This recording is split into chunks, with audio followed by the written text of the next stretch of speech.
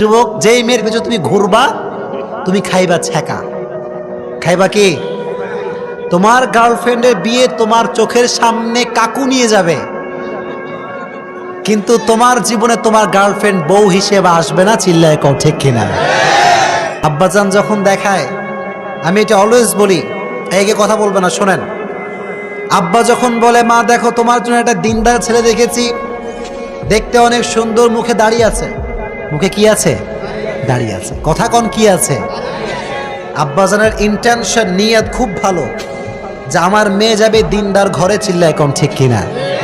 এখন মাইয়া কয়, আব্বা 5 ওয়াক্ত নামাজ পড়ে? বলে হ্যাঁ 5 ওয়াক্ত নামাজ পড়ে। দাঁড়িয়ে আছে? কয় দাঁড়িয়েও আছে। বলে খ্যাত। এটা কি খ্যাত? আব্বা চলো না, এটা আপডেট যুগ। কি যুগ? আমি বলি একটা কথা, বোন, যে ব্যক্তি দাঁড়িয়ে